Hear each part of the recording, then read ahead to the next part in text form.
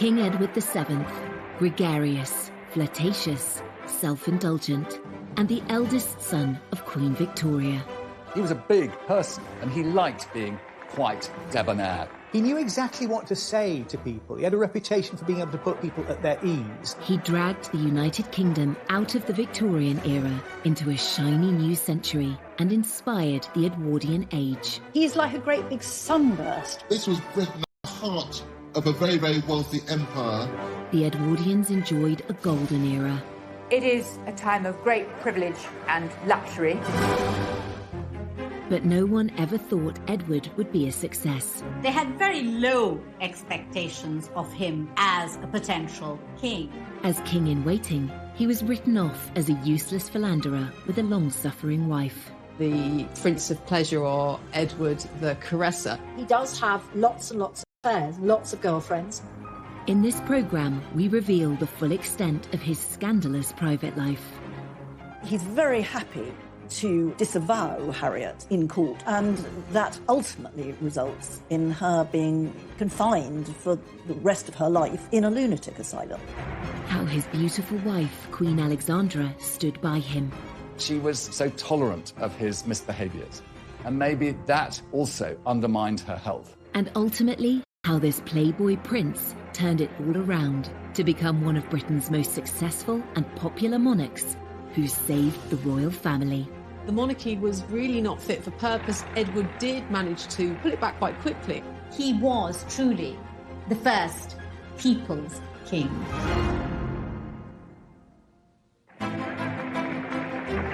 London, the 9th of August, 1902. Coronation Day for the new King Edward VII. The ceremony marks the dawn of a new century and a new era of British royalty after 64 years of Queen Victoria. Edward's coronation was a huge affair. Much was expected of it, and really the eyes of the world were fixed upon London, anticipating this great event. He absolutely knew as king it needed to be one of those occasions with great ceremony and drama. And he made absolutely certain that he was the principal player in that story. King Edward was driven to Westminster Abbey, accompanied by his consort, Queen Alexandra, his wife of nearly 40 years. The ceremony wasn't filmed, but this fascinating footage reveals what it might have looked like. It was filmed more than a month beforehand in front of a charming painted backdrop of the Abbey. It was released on Coronation's spectacular triumph. It would pave the way for the Edwardian age, which would go on to last for more than a decade until the outbreak of the First World War. The Edwardians enjoyed the spoils of the British Empire in an era that would be known for its elegance in fashion and the arts, and its advances in design and technology. It was all a long way away from the gloomy formality of the Victorian age. It's ceasing to be the sort of horse-drawn, slow society. It's becoming the fast transit modern society with developments in transport, telecommunications, assembly lines are coming in. So this is becoming a recognisably modern society. And for the upper classes, I think you could probably say they never had it so good. The luxurious lifestyle of the Edwardian aristocracy is perfectly demonstrated in glossy romantic dramas like Downton Abbey. Low-paid domestic staff service the needs of their lords and ladies of the manor, a tradition that continued into the reign of King Edward's son, George V. Royal historian Alistair Bruce is an expert on the Edwardian era. In Downton Abbey, you see this sense of everyone having their place, be you the King Emperor at the top, or the person who scrubbed the streets or lit the gas lamps. Right from the start of his reign, King Edward was keen to transform the public face of the monarchy. That included upgrading Buckingham Palace and building Admiralty Arch, transforming the Mall into a world-class ceremonial route. The royal pageants we know today, the weddings, jubilees and flypasts, all have their roots in the plans of Edward VII. Going under Admiralty Arch down towards Buckingham Palace. All of that, in a way, was being constructed in this period and sort of being presented as something that had happened from time immemorial. King Edward's mother, Queen Victoria, was rarely seen in public. She had spent much of the last 40 years of her reign in mourning for her husband, Albert. Now, Edward wanted to put on a show. And this era is at the beginnings of celebrity, and he's right at the heart of this very sort of glamorous world. He goes to the theatre, you know, the West End becomes this very glamorous thing. And Edward is sort of touching all these different bits because he's very much a man about town. He just never stopped eating, drinking and smoking cigars. And I think with his top hat at its jaunty angle, he represented the very embodiment of the age that took his name. Edward VII became a hugely popular monarch, but at the start of his reign, no one took him very seriously at all. He was thought to be a prince of pleasure with little experience of state responsibilities. There were reservations among some that really this was an intellectual. He was a kind of good time boy. He could take people out. He would entertain them at banquets. He knew exactly what to say to people. There were all these sort of rumours that surrounded the new king, and Kipling, the writer, called him a corpulent voluptuary. He had a reputation as a playboy, as a womanizer. Henry James, the great American writer who lived in Britain, called him the arch-vulgarian. The womanizing king had had several high-profile relationships outside his marriage, pushing against the accepted boundaries of the time. And one of these relationships would end in a very public and scandalous trial that had the nation gripped. Lady Mordaunt was sectioned, effectively. She was declared mad. Her own family say, oh, she's mad, and they put her in a loony bin.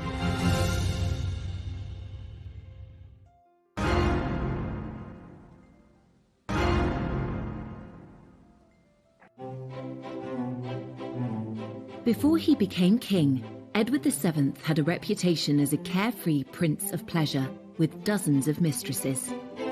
Known to his family and friends as Bertie, his first encounters with women took place when he was just 19, at a time when Queen Victoria and Prince Albert kept the life of their son and heir under strict control. Throughout time, human beings will find their sexual expression, and that was no different for aristocrats and even princes of the royal blood. And yet, for Bertie, it was difficult because he had parents who established such strong moral codes into which he was actually a prisoner. His mother, Queen Victoria, despaired of Bertie's potential as heir to the throne. He was, to her, really a massive letdown, certainly compared to his father, Albert. And Edward really turned his attention away from the schoolroom and instead lived a life of pleasure. At the age of 19, in a break from his studies at Cambridge, Bertie was sent to train with the Grenadier Guards in Ireland. The Queen thought this might knock a sense of duty into him. Bertie, in the eyes of his family, makes his first really big mistake in 1861. He's living at an army camp in the Curragh in Ireland. A kind of sexual prank takes place in that some of his fellow officers invite this woman, Nellie Clifton, the woman of easy virtue, and he goes in and he finds her in his camp bed, and he's very keen on this. And I remember when I was researching this and looking at Bertie's diaries, there's an entry around this time at which he says, NC first time, NC is Nellie Clifton, NC second time, NC third time. There was absolutely no question that the young prince slept with Nellie Clifton. But this was something that was complete. It was only natural that his fellow brother officers would give him the chance to discover his sexual identity too. And what human being of that generation, given that huge opportunity in relation to the prison he'd lived in, would turn it down? When Victoria and Albert found out, they were appalled and urged Bertie not to be tempted by women. They were also trying to arrange his marriage to Princess Alexandra of Denmark. Albert dreaded the effect of what he called Bertie's fall from grace on their wedding plans. With this incident, it was his great worry that the future king of Denmark would not allow his daughter, Princess Alexandra, to marry a broken prince. Albert needn't have worried. Bertie's engagement to Alex went ahead without difficulty. Living in different countries meant they barely got to know each other before their marriage. And they met for the first time in the Cathedral of Speyer, near Heidelberg. They got on very well. But of course, the wedding itself had to wait several years because she was young. Alex was 16 at the time, the sweet-natured oldest child child of Prince Christian of Denmark. She was famously gorgeous. She was very lively. She wasn't particularly bright or well-educated, but she loved having a good time and she rode a horse beautifully. She was a lot of fun to be with. They married 2 years later in 1863 and were very much in love. Bertie was faithful to Alex at the start, and she had no idea he had a roving eye. But he was soon meeting other women, at first out of her sight in the brothels of Paris. He does have lots and lots of affairs, lots of girlfriends. Even after he gets married, he had a tremendous reputation in Paris for visiting brothels and going to the theatre and having affairs with opera singers and actresses. In Bertie's social circle, adultery was really a sort of recognised sport. Bertie may have thought, well, you know, they're all at it, why on earth shouldn't I? Bertie's adventures in Paris began in 1864 when he was 23, just a year after his marriage to Alex. We know that he went to a very classy brothel called Le Chabonnet. Our knowledge about this mainly comes from later years, when the fixtures and fittings of this very fancy brothel were sold off, and certain kind of objects become associated with Bertie. The prince is said to have used this chair to entertain 2 women at once. This is a kind of 2-level construction. It has a kind of a platform at the top and a platform at the bottom, and it has handles. And it's quite hard, to be absolutely frank, to work out quite what you would do on this. It's believed Bertie also enjoyed the use of this silver swan Filled with champagne to entertain his ladies. Bathing in champagne seems a bit like the idea is probably better than the execution.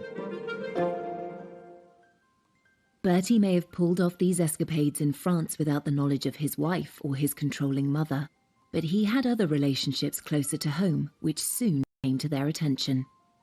It's very hard to know how many mistresses Bertie had. There's hardly any letters, any correspondence from women is preserved in Bertie's papers. And this makes it very difficult to trace the exact nature of his relationships with all the women who were named. Bertie's favourite women came from aristocratic and celebrity backgrounds. He would meet them at society dinners, dances, and even at the theatre. We know he had very much a soft spot for Wagner, but we also know that he liked a more kind of rumbustious sort of theatre, the sort of theatre in which people showed their legs.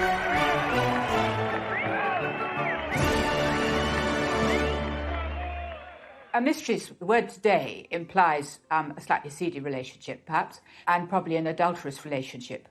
For Edward VII, I think he thought these relationships were sort of what he deserved to have as prince. One of Bertie's best-known lady friends was Lily Langtry. He met her at a dinner party in 1877 when he was 35 and she was 23. She launched her acting career off the back of her friendship with Bertie. Lily Langtry was this married woman from Jersey whose father was a cleric. She arrived in London with her husband and very soon seemed to have charmed all of London society, including the Prince of Wales, who couldn't get enough of her. He showered her with very expensive gifts. They went to a party on board a ship, and the captain, for a joke, filled the cabins with laughing gas. And you can imagine that was a rather riotous occasion. When Lily wrote her memoirs, she played up her role as a royal mistress. But Bertie's surviving letters and diaries offer no evidence of a physical relationship. Really, a break came between them when she put a spoonful of strawberry ice down the back of his neck in public. And that was a line that she crossed, and the relationship really cooled after that. Lily had affairs with other young aristocrats and gave birth to a baby daughter outside her marriage. Bertie was quick to distance himself from Lily, but his intimate relationships with other women showed no signs of slowing down. His 30-year friendship with Lady Jennifer Churchill, the mother of Winston Churchill, started because Bertie was friends with her husband, Lord Randolph. One of the few relationships that's quite well documented, his letters to her survive because she'd come to luncheon. Very often there's a lot of sort of endearments, but it doesn't mean that this was a sexual relationship. In her lifetime, Jenny Churchill was rumoured to have slept with 200 men, but there is no hard evidence that Bertie was one of them. Winston Churchill is said to have asked her whether she thought she might be in with the chance of becoming the first lady of the bedchamber. The once close friendship between Bertie Lord Randolph Churchill suffered. One of the tensions in the relationship between Lord Randolph Churchill and Bertie was, of course, the fact that Bertie had this long-standing flirtatious relationship with Lord Randolph's wife. When Lord Randolph died of syphilis in 1895, Jenny sought advice in arranging his funeral. Among those she turned to was Bertie's wife, Princess Alexandra. Some of Bertie's mistresses were not unknown to Alexandra. They were from their mutual social circle. So Jenny Churchill did consult with Alexandra. This was about protocol, but it certainly shows this extraordinary attention at this time for preserving appearances. The minute there was, say, a court case because of a divorce, that led to, serious shutdown. But if it was sort of people were discreet, they could behave in quite an immoral way. One of Bertie's female friendships did lead to a divorce case and a serious scandal. It had begun in 1867 when he started calling on Lady Harriet Mordaunt. Her sisters were friends of Bertie's. Harriet Mordaunt was a young woman who was married off to Sir Charles Mordaunt, a rich aristocrat. Harriet was 20 and 12 years younger than her husband. When he went abroad on a fishing holiday, Bertie visited her in the country and watched her riding her 2 new white ponies. But Sir Charles came home early and found them together. Historian Anne Somerset is one of Harriet's descendants.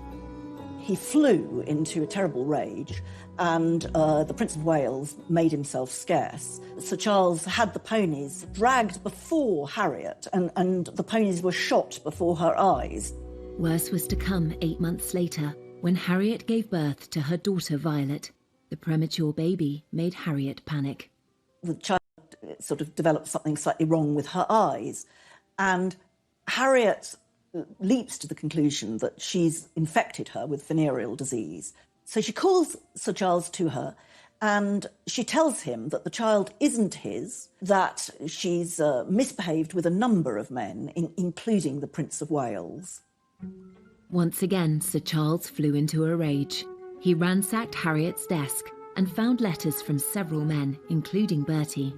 Bertie as witness, but in the end, rather than go to trial, Lady Mordaunt was sectioned effectively. She was declared mad. Her family, her own family, say, oh, she's mad, and they put her in a loony bin, rather than allow her to appear in court.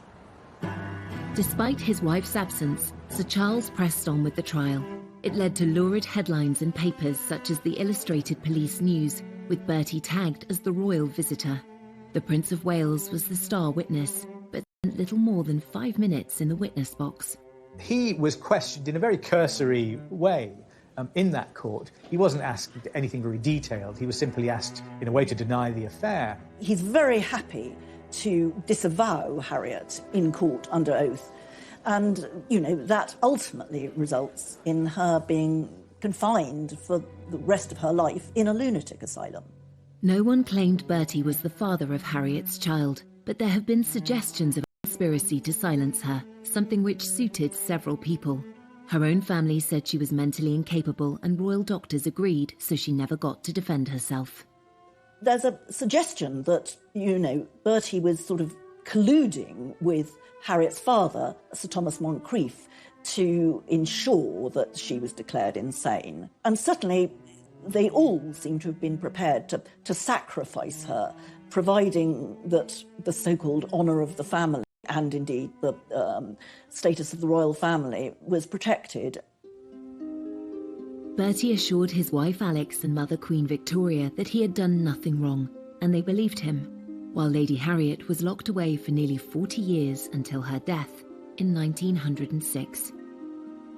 In these sort of days of the Me Too movement, many people would feel more severe about him. I think, in all fairness, one should pay credit to his better qualities, his achievements as king, and how he actually sort of managed to be a very popular monarch. 30 years after the Mordaunt scandal, Bertie was crowned king. His relationships were so well known in society by then that they were amusing rather than scandalous. He insisted that a group of his former mistresses should be invited to the coronation. Accompanying Edward at his coronation was, of course, his queen. Alexandra of Denmark, but also a group of women, the king's mistresses, who were together in a pew that was dubbed the king's loose box. And so mistresses of long-standing, Jenny Churchill, Winston Churchill's mother indeed, and Alice Keppel. So long-standing mistresses of Edward were there at the heart of this establishment occasion. One wonders slightly what the atmosphere was like within it. Been a playboy all his life, a trend that would continue into his reign. And the excesses extended to other areas of his lifestyle too. His drinking, eating and smoking was infamous, and soon it would bring him to the brink of death.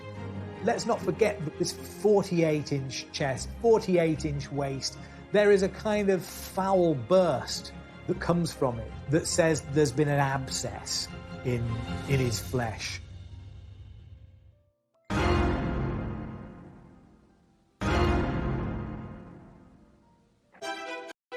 Edward VII spent more than 2/3 of his life with Alexandra of Denmark, his wife and queen consort. At the age of 18, Alex took part in an arranged marriage with the rebellious and hedonistic Prince Edward, who had grown up starved of affection by his strict parents. I think it's quite clear that Bertie turned out the way he did because he felt neglected and unloved at home. He had so little love in his family that he went out of his way to find affection outside. Alex tried her utmost to be the love of Bertie's life, but when he needed more than she could provide, Alex found ingenious ways to ease the heartache it caused her. There's something about the nature of that marriage that in part explains why he was never faithful to her, because it was one that was in essence imposed upon him. But it was advertised as a love match. Alex was 3 years younger than Bertie. He first saw her photo in 1861 when she was 16. Her father, Prince Christian, was heir to the throne of Denmark. They lived in a palace in Copenhagen. Alexandra made her own clothes as a child. She shared a bedroom with her sister into her teens. There are stories about her recycling her clothes as furniture covers. Can't really imagine Queen Victoria doing that. They were very fond of each other, and they were also very active. Alexandra's father made them all do kind of, I think, what you call calisthenics now. You know, they had to kind of go outside and jump and do star jumps. Bertie and Alex's wedding took place under a cloud. His father Albert had died and Queen Victoria was in mourning. She insisted the ceremony should take place in Windsor. Queen Victoria thoroughly approved of Princess Alexandra, and indeed, to a certain extent, had sort of hustled Bertie into proposing to her. But she didn't want it to be forgotten that she was this grieving widow still in the throes of terrible unhappiness at having lost Albert. The newspapers were very critical of Victoria's decision. In an obscure Berkshire village, which only had an old castle and very poor sanitary... Convenient for the Queen, so she would not have to leave the castle or meet the public. Victoria sent word that the guests and bridal party should dress in colours of mourning. At least Alex was allowed to wear white. There's a great painting by Frith in which you see the married couple, and then above there's a sort of box in the wall where the Queen stands and all the light is on the Queen. The Queen's grief also taints the wedding photographs. She insisted that a bust of Albert should join them while she sat between the married couple. Albert has to be brought into the photograph. It's like a kind of Weekend at Bernie's thing, isn't it? His corpse is almost in that photograph with them. Having cast a shadow over Bertie and Alex's wedding, the Queen would exert a similar controlling grip over their marriage. Though he loved his mother and wanted to please her, Bertie struggled to find a role for himself. She tries very hard to stop them from having dinner parties and tells them they shouldn't be going out, and that when Alexandra has her period, Queen Victoria wants to know about it and she shouldn't be going out. On her son and her daughter-in-law, and she refused to kind of give him access to cabinet papers. She really didn't want him to step up and play a role. There was the thought that Edward would, if he was given responsibilities, he wouldn't necessarily stick to them, or he would go off partying, or he'd show the papers inappropriately to other people. With no immediate royal duties to take up after their wedding, Bertie and Alex moved into Marlborough House on London's Pall Mall, a stately home less than a mile from Buckingham Palace. The young couple became the toast of high society. When Bertie and Alex sort of plunged themselves into the social world, it was very exciting. Invitations to Marlborough House were hotly coveted. The Marlborough set and the people associated with them. There's a sort of frat house kind of atmosphere, I think. Everybody stays up late, they play billiards, they drink quite a lot. Bertie and Alex were London's most fashionable couple, and Alex soon established herself as an influencer. Society women rushed to follow her example. Alexandra had an incredibly good figure, and she loved clothes, and she had an actual sense of what looked good. She popularised jewelled chokers or multiple strings of pearls or diamonds, but actually that was to hide a scar on her neck. But she looked so attractive that other ladies adopted the whole fashion, and that became all the rage. Alex also had a positive influence on the reputation of the royal family. She was a person who worked through persuasion rather than by aggressive argument, but she found ways of getting her own way. Alex was soon boosting the royal couple's reputation around the world.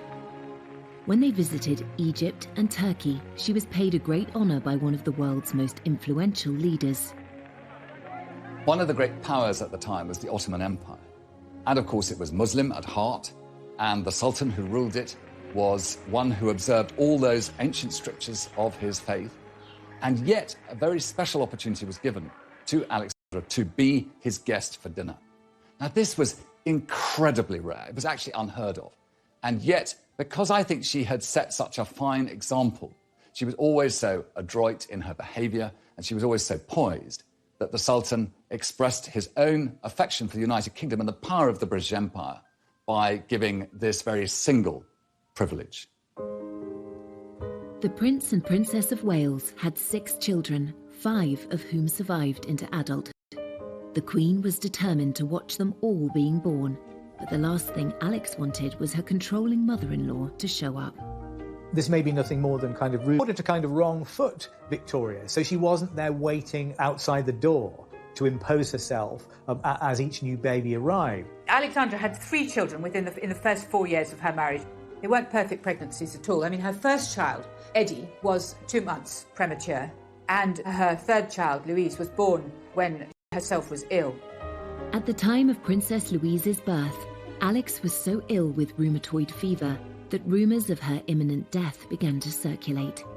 The Times newspaper had to publish an official denial. The severe pain in her knees and legs meant she could only sleep with the help of opium or laudanum. Alex was also hard of hearing, and her illness made it worse. As Alex grew older, she was almost stone deaf. And she also had a limp, and she was therefore very conscious in public. And she couldn't sort of participate in Bertie's vigorous social life of dancing and parties. Alex was determined not to be overwhelmed by her health problems. Once she'd recovered and resumed her role as Bertie's rock, she found ways to create a rewarding social life that meant she could avoid his late nights out.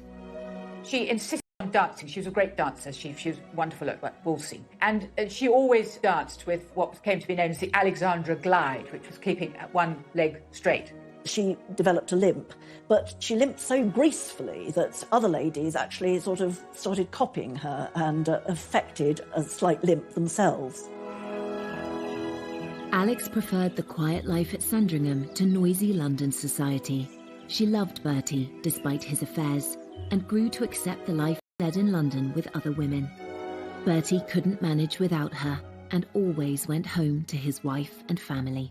She was looked after by Bertie, and he was a devoted husband and father. It's difficult to know how accepting Alexandra was of Edward's philandering ways, and I think there is evidence to show that she came to a certain level of acceptance. And yet she was so tolerant of his misbehaviours.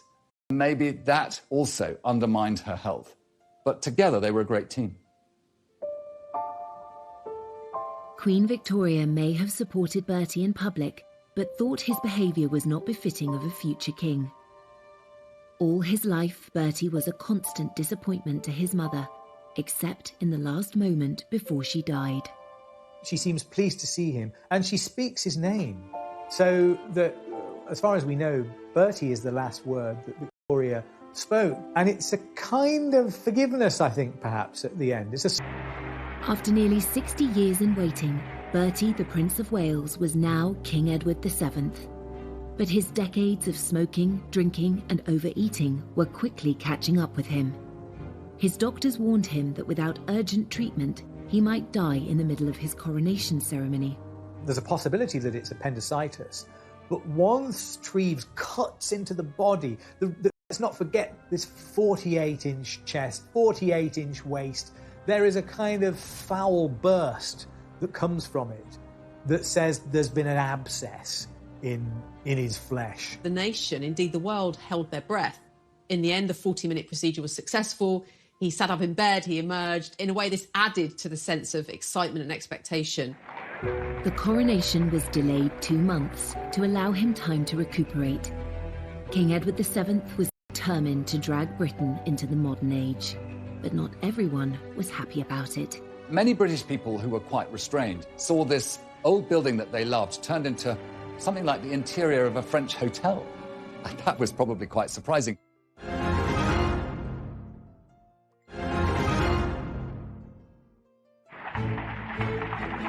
When Edward finally became king, he was determined to modernise the monarchy. The start of his reign heralded a new era of hope, optimism and creativity. He began by insisting the family should leave their beloved home at Marlborough House and move into the main royal residence of Buckingham Palace, which had been largely left empty by his reclusive mother. Alexandra was totally against the idea, but Edward said it was essential to make the monarchy more visible. She was desperate. She didn't want to leave at all. And she put up all sorts of reasons why it was impossible for her to uproot herself. And only very reluctantly does she agree to go. Buckingham Palace was full of junk, full of things that have just been clutter, full of and everything terribly dirty. And the king wants to get rid of everything that reminds him of his parents, and then to redecorate it and to create a Buckingham Palace which will be an ideal backdrop for the ceremonial court that he intends to hold. Edward and Alexandra hired theatre designers and decorators to make the palace look more glamorous. Some people said that his decoration of Buckingham Palace looked a bit like the Ritz Hotel. It was all red carpets and gold leaf. But all the same, it did give the sort of theatrical appearance that he wanted to give to his monarchy. Many British people who were quite restrained saw this old building that they loved turned into something like the interior of a French hotel. And that was this new era. And King Edward VII used Buckingham Palace and all these new ideas to be at the forefront of a new empire and a new way. It really was a case of kind of recharging, rebooting the monarchy. And he really did hit the ground running. And it was about getting rid of the old and bringing in the new in many ways. He immediately shows that he's going to embrace a completely different style of kingship. You know, Queen Victoria had basically hidden herself away for decades, and she very reluctantly came out. He's like a great big sunburst, basically. He is bringing monarchy into the 20th century, and it's going to be visible, and it's going to be glorious and gilded and splendid. This ceremonial side of the monarchy was right at the top of Bertie's agenda. The opening of his first parliament in 1901 was the perfect occasion for him to create a public spectacle. This was a really important act because it marked a real break with what had happened under Queen Victoria. Queen Victoria, particularly in the last 40 years of her reign after Albert's death, very rarely opened Parliament. With Edward, all that changes. He goes to Parliament in a marvellous coach, wonderful horses. He's wearing, all his sort of robes. Alexandra sitting next to him in mourning, but looking absolutely marvellous, as only she could do. When he gets to Parliament, the king reads the speech himself. And this is a very important sign that the monarchy is going to play this very sort of ceremonial position within the constitution. So here we have him basically saying, it's now different. I am going to be a very present kind of monarch. And yes, of course, he kind of cleared out some of the furnishings of Victoria, who, of course, his mother, she'd been queen for decades. So, there was a lot of stuff to sort out. Totally unlike his excessively private mother, Edward wanted the public to see the changes he was making. Edward VII was perhaps the first monarch to realise the importance of not just doing the job, but being seen to be king, to be constantly in the public view, to be constantly photographed, which was now becoming possible. So his legacy, perhaps, was his understanding of the importance of being a king who could reach out to his people, who could be seen sort of driving in his car through crowds of people, waving and being amongst them. He was very conscious that he must show himself, be accessible to his people, and not hide himself away, as his mother had done all too often. The king needed to be seen, to be believed, and Imperial Britain felt that it needed spectacle to seduce the masses, really. These great state of events, which proliferate through the majesty of monarchy, are kind of reformulated at the beginning of Edward's reign. As Prince of Wales, Edward had already cultivated a reputation that was almost the polar opposite of his mother's. But as king, the traits which his mother had deplored in him, extravagance, lack of formality, became a real asset. I think there's one way in which you can really see Edward as embodying the spirit of his age, and that he is in a way a kind of anti-Victorian. That whole decade is shaped by the desire, I think, to put the 19th century behind it.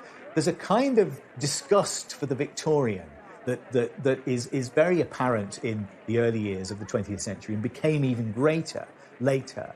And in a sense, that whole era is rebelling against Victoria, is trying to make a break with her, just in the way that he also tried to expunge the Victoria from his life once she departed the picture.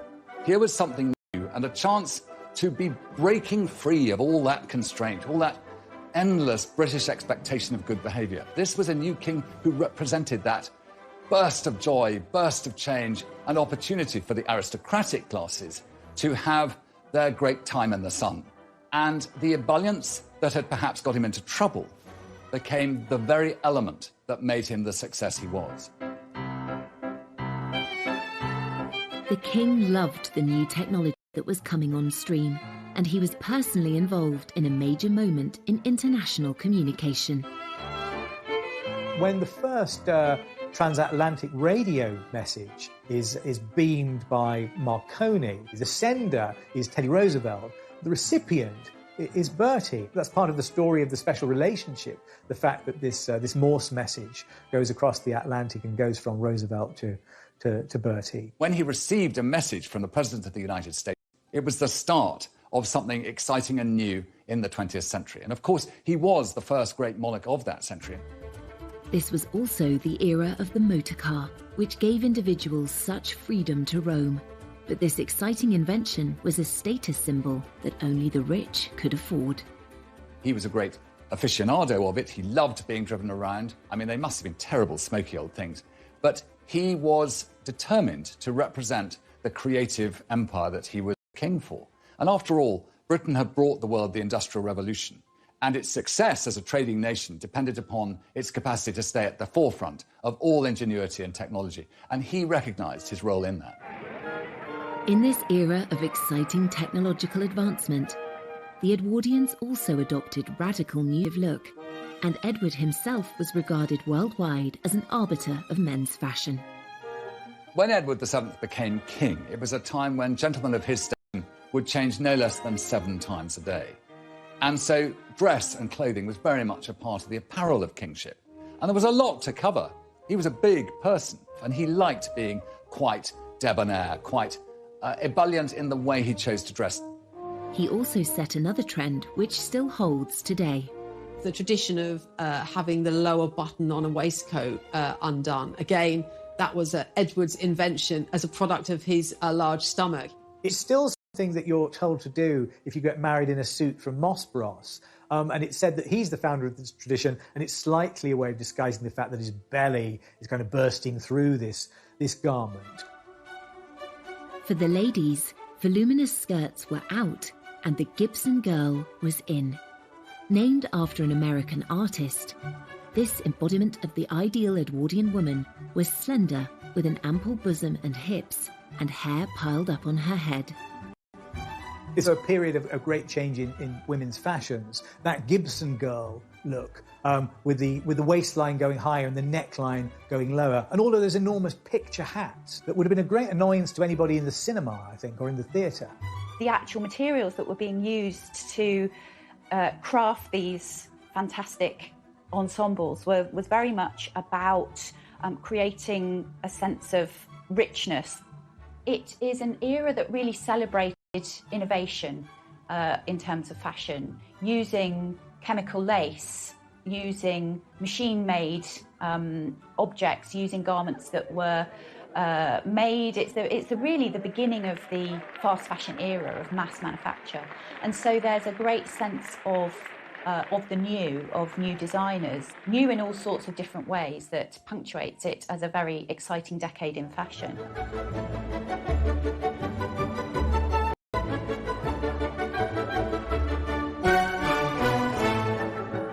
Under the fun-loving king, the leisure and pleasure industries boomed.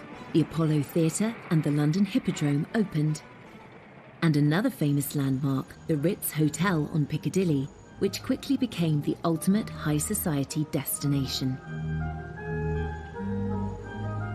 The king was a big fan and loyal client of hotelier Cesar Ritz. As these elegant vintage photographs demonstrate, the glitzy new hotel's groundbreaking features included ensuite bathrooms, double glazing, walk-in wardrobes and beds made of brass rather than wood, the definition of luxury. There's also an interesting architectural term here that we can call the Edwardian Baroque. You know, you've got buildings that are on the inside are extremely modern, like the Ritz Hotel, which has a kind of skyscraper structure. It's steel inside there. But the outside of it, you'd think it was, it was something that had dropped down from the Palace of Versailles. It's very ornate, it's gold leaf. When you're walking inside it, it's like a kind of Versailles Hall of Mirrors effect. Everyone hankered for a taste of the high society glamour of Edward's lifestyle. Even if the Ritz was a little beyond their means, they too could enjoy the sophistication of taking afternoon tea at one of the many corner houses, maisons, that sprang up across the country, especially those belonging to the Lyons Corner House chain. Life might have been fine and dandy in Edward's Britain for those who could afford it, but there was a less golden side to the golden era.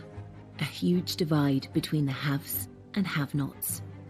It's probably too easy to sort of forget about the fact that all sorts of people were actually living in considerable hardship.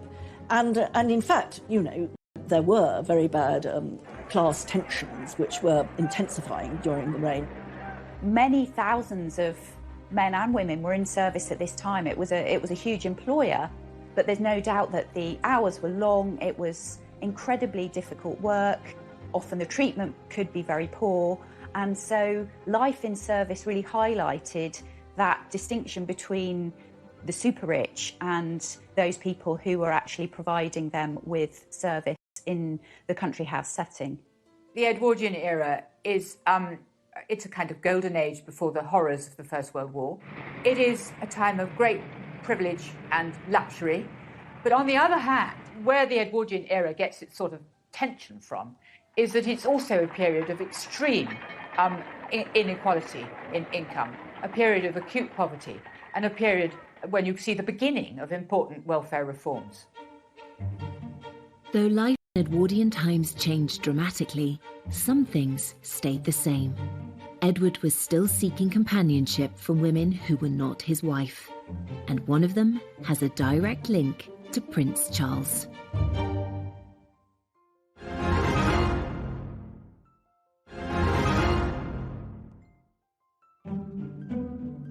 Bertie had strayed throughout his marriage, and that didn't change when he was king.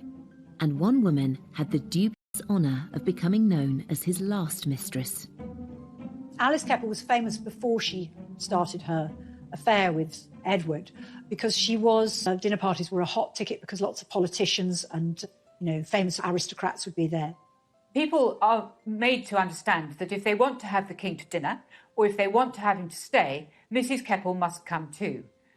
So she constantly accompanies him and she has a very good effect on the king. She was able to put him in a good mood. If you wanted something out of the king, the best thing was to ask Mrs. Keppel and she will get the right answer. She was witty, she was quick, she was interested in politics. She was able to act as a kind of bridge between the king and some of the liberal leaders with whom he didn't get on very well, people like Lloyd George. Basically, they both enjoyed being with each other. I don't think it was a very passionate affair, but it was a sort of... it was rather a grown-up relationship. Mrs. Keppel is very interesting because she is much younger than him and the relationship is one of companionship and friendship. I don't think it is necessarily the same sort of sexually promiscuous relationship that he may have enjoyed in his youth. There's an interesting way that history repeats itself in the relationship between Bertie and Alice Keppel because, of course, two direct descendants of those people are Prince Charles and Camilla Parker Bowles. Camilla, the current Duchess of Cornwall, happens to be the great-granddaughter of Mrs. Keppel. It says something about what I'm going to call a kind of class consciousness that goes down the generations here. These are people who are all from the same part of society. They all had relationships with each other. Those lines of descent follow, and all their great-great-grandchildren still all know each other. So I think it says something about a kind of continuity of social life and possibly a continuity of mores from the beginning of the 20th century to the end of it. Two women played a crucial part in shaping the king Bertie became. Mrs. Keppel helped him to broker his relationships with the leading politicians of the day. Meanwhile, his wife Alexandra was by his side on big state occasions, helping him wow the crowds and also throwing herself into charity work. Alexandra was strong-minded and she had a very strong sense of dress. And she also had a sense of theatre. The night that mourning for Queen Victoria was due to end, there was a court ball, and she was repeatedly asked if ladies were still expected to be in black. And she was very evasive. She managed not to give any sort of answer. So the lady guests took the decision to play safe and all came dressed in black. Suddenly the doors open and Alex enters looking sort of radiant, stunning, all in white with diamonds and sort of so bright plumage, whereas all the others were like sort of dowdy crows. Her lady-in-waiting described it as that she was shining like a star in the night sky, and it was a declaration of her prominence, that she was, compared to the London ladies, as she called them, she was the most prominent woman in the room. As Bertie continued being unfaithful to her, Alexandra found all manner of ways to communicate her displeasure. Alexandra was clever at managing Edward and punishing his indiscretions fairly subtly. She was deeply hurt and often humiliated by Bertie and his shenanigans, especially because it was impossible to keep it private. And one of the ways in which Alex responded to her husband's affairs was to take herself out of the picture almost completely. You know, she travelled to visit relatives in Denmark or Russia or travelled in the Mediterranean, making it very clear that she wanted to distance herself from her husband because she disapproved of his actions. And there was another surefire way to put him in his place. He's obsessed with punctuality, and she is constantly, blithely, infuriatingly late for everything. The idea of keeping a king waiting is completely unacceptable. But Alexandra knew exactly what she was doing, and she would appear looking absolutely wonderful, and the king would fume, and the point would be made. But despite the friction over his affairs, the relationship between Bertie and Alex had lots of strengths. There are plenty of eyewitness accounts of of great fondness, almost a sort of jollity, really, going on between them. They enjoyed each other's company. They were good-humoured in each other's company. I think, in a way, it's a surprisingly functional relationship, given the circumstances, and a relationship of some complexity. There doesn't seem to have been much agony in it, if I can put it like that. Aside from her mischievous attempts to punish her unfaithful husband, Alexandra threw herself into charity work. Alexandra has an extraordinary sort of innate sympathy, a bit like Princess Diana. She was able to visit hospitals, to talk to everybody she could see, to shake people's hands, to cheer them up. She helped raise funds to fit out a hospital ship named the Princess of Wales that was used to bring back wounded soldiers from the Boer War.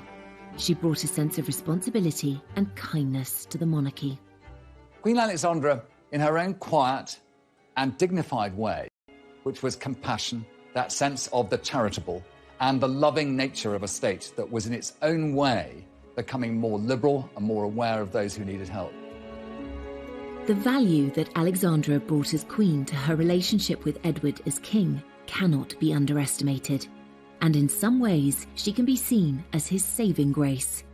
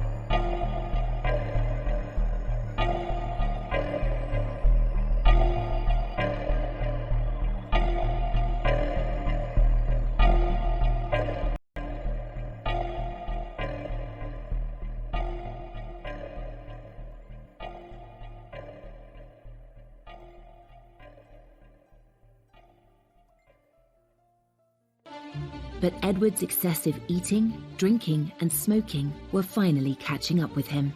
Every larder had been opened to him, every drinks cabinet, and a lifetime of that indulgence was bound to take its course. And his health did decline, and everyone could see it. Queen Alexandra watches this with great sadness. He had achieved so much since he came to the throne, but his reign was about to come to an abrupt end.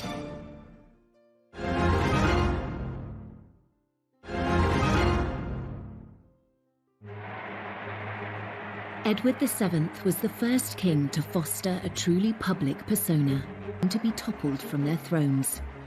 After so many years where the Queen just hadn't been visible, and there really was a sort of rising tide of republicanism, it seemed that, the monarchy was really not fit for purpose, it was out of touch, it had lost its way in many ways. So it was quite remarkable, really, that Edward did manage to pull it back quite quickly. Actually, he won heart, and he did prove himself to be a king fit for the times. And though Edward's reputation as a fun-loving playboy never left him, his many triumphs far outweigh this.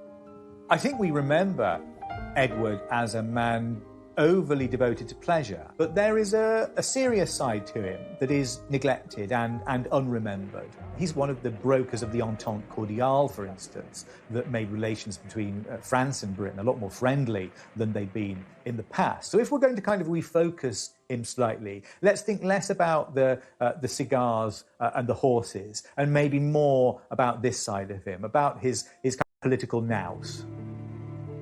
And when Edward went on an official visit to India, he also demonstrated an enlightened outlook on race relations. He was deeply shocked by the behaviour of some of the British officials out there, and he came back determined that something must be done to stop the racist behaviour of the English against the Indians. He writes home to his mother that all the people in India would be far more accepting of our rule if he actually treated them with firmness but kindness, not with brutality. He had defied all expectations of him, particularly those of his mother, and he was determined to make sure he didn't make the same mistakes with his own children as she had with him. Edward sets about training his son up to be king. You know, he makes sure that George has a desk next to him. You know, he makes that part and parcel of what you do for an heir, is that you prepare them. Towards the end of 1909, Bertie's health was failing. He just won't look after himself. He goes on smoking cigars. He goes on eating huge amounts. He finds it harder and harder to walk. And, you know, basically his body gives out on him. Alexandra returned from a trip abroad to find him seriously ill. And on the 6th of May, 1910, Edward suffered a series of heart attacks. But even at this difficult time, the king's mistresses were never far away. Mrs. Keppel had a letter which the king had written to her, telling her that if ever he became ill or was on his deathbed, she produced this letter, and Alexandra, on the strength of this, allows Mrs. Keppel to come and say her goodbyes to the dying king. And Mrs. Keppel, when she saw him so ill, has a sort of hysterical fit, starts weeping and making a lot of noise and being very sort of what you don't want to have in a sick room. So she's bundled out of the room, and shortly afterwards the king dies. After he dies, Alexandra has his body laid out at Buckingham Palace for 8 days. His sudden death produces a sort of extraordinary, massive outpouring of public grief. The shops are all draped with black, people are in tears, and his son George makes the decision Edward VII should lie in state.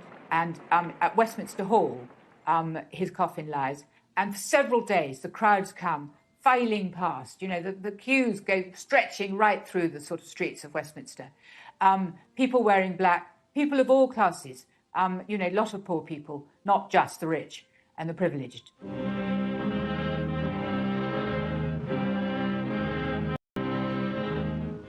Predictions he would be a terrible king had been proved totally wrong. His funeral was held 11 days after his death, and it too drew huge crowds.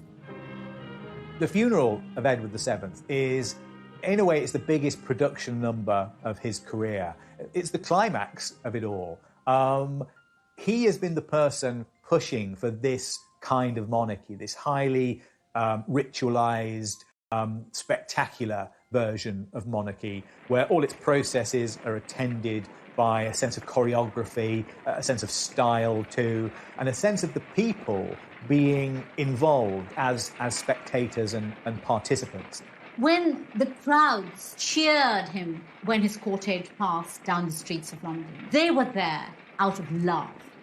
Love for a king that in a very short period of time had managed to establish a relationship with the people that was unprecedented.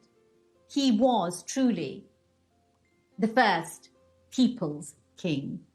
I think he's represented the grandfather everybody wanted, and this is what royalty does. It sort of embodies that generational reality that every human being lives.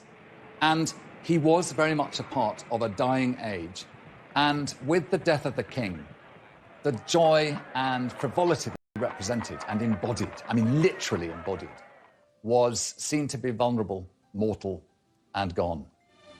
Edward VII is remembered as a wise king and a great sportsman. The Edwardian era, like the Victorian era, has now become a legend. Had managed to create an entirely fresh, new era, one that is still very much remembered and loved today.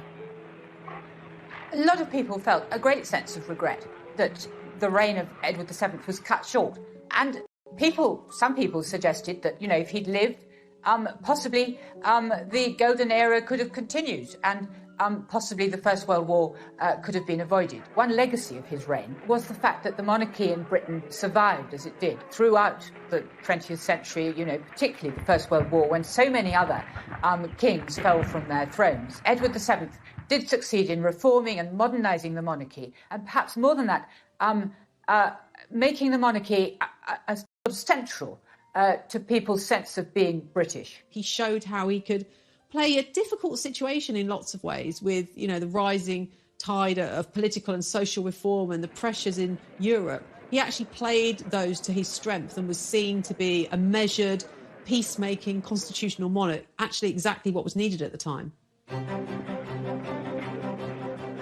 After less than 10 years on the throne, Edward VII created an impressive legacy. And what of the era that was named after him? When people look back at that time, there is, at one level, a great deal of nostalgia for a lost age of long, lazy afternoons punting on the rivers and evenings spent in, going to the theatres or the music halls in London. He reigned during a remarkable period of flux, and it's left us with romantic impressions of high society living and a touch of bygone luxury that we all secretly long for.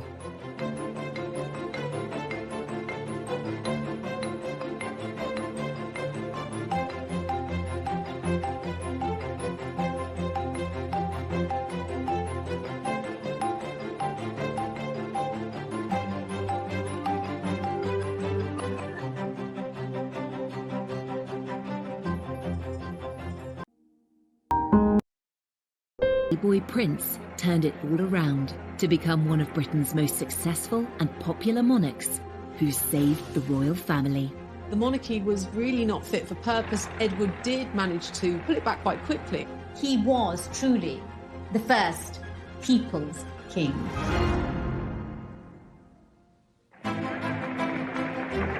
London, the 9th of August, 1902. Coronation Day for the new King Edward VII. The ceremony marks the dawn of a new century and a new era of British royalty after 64 years of Queen Victoria. Edward's coronation was a huge affair. Much was expected of it, and really the eyes of the world were fixed upon London, anticipating this great event. He absolutely knew as king it needed to be one of those occasions with great ceremony and drama. And he made absolutely certain that he was the principal player in that story. King Edward was driven to Westminster Abbey, accompanied by his consort, Queen Alexandra, his wife of nearly 40 years. The ceremony wasn't filmed, but this fascinating footage reveals what it might have looked like. It was filmed more than a month beforehand in front of a charming painted backdrop of the Abbey. It was released on Coronation's spectacular triumph. It would pave the way for the Edwardian age, which would go on